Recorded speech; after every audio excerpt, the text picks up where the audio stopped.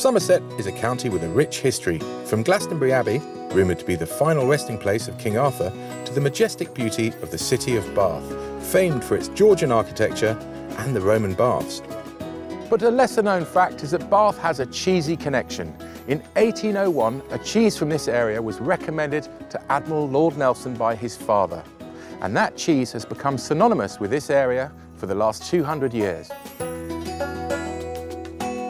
Just on the outskirts of the city, in the village of Kelston, is the Bath Soft Cheese Company, home to an array of award-winning cheeses, including the famous soft cheese itself.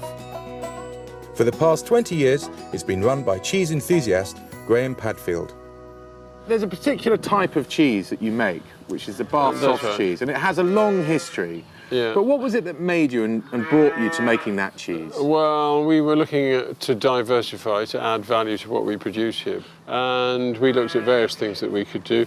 Cheese seemed to be the best thing to do.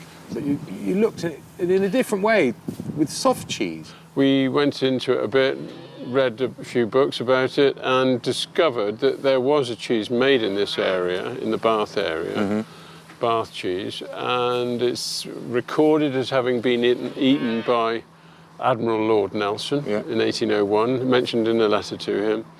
And we found a recipe, and we knew it was a soft cheese, a full cream cheese, and it ripened with a white mould.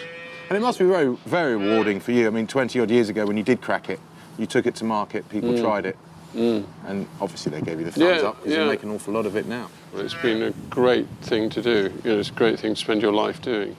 Growing grass, feeding it to cows, they produce the milk, we make the milk into cheese, and we're producing a wholesome product that people relish and take an interest in. So it's good fun.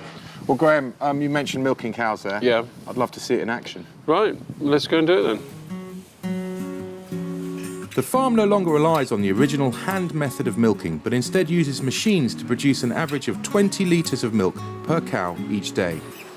Well, this is it, of course, the good stuff, milk, which most of us take so for granted. Buy in bottles every day, pour it on our cereal, pour it in our tea, knock it back neat. But it's quite a magic thing when you see it straight from the udder, as it were. Once the milk's collected, it's time to turn into cheese, and that's done using the old-fashioned manual methods, which give the cheese its flavour. So what happened this morning was that the milk came in here.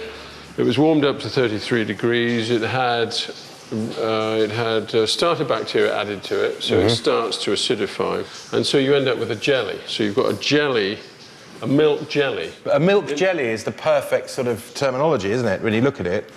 OK, Graham, I think I've grasped the first process. So what's the next process of making soft cheese? Right, we simply take the whole tub and pour it into the mould. And it finds its way through the holes into the moulds underneath.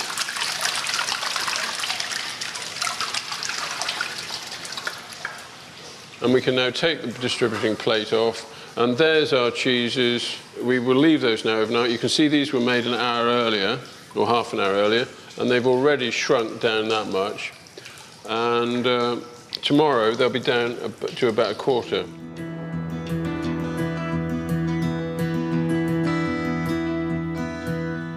So this is the, obviously the aging room here, Graham. That's right.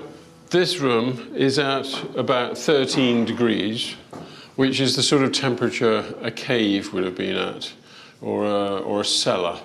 And this is perfect for ripening cheese and growing this white mould.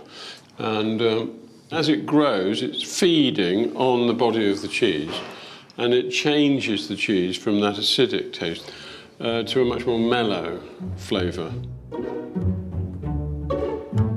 So Ed, having seen how it's all made, we now have a bit of a tasting. Shall I put it on the cracker? Yeah, no, absolutely. It's a very gooey cheese, as you can see when fully ripe. So this one only takes about 5 weeks to be fully ripe.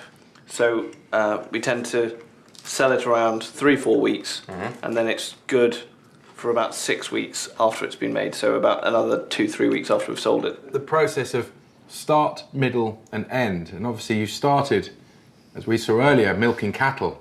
And it's the fact that you know exactly that's our milk, that then the next stage is obviously what we were doing earlier with the curds, and then you end up with this. And I think it's quite magical, really. It's got a... It's a very Moorish cheese as well. There's an old-fashioned saying, look after your cows and your cows will look after you.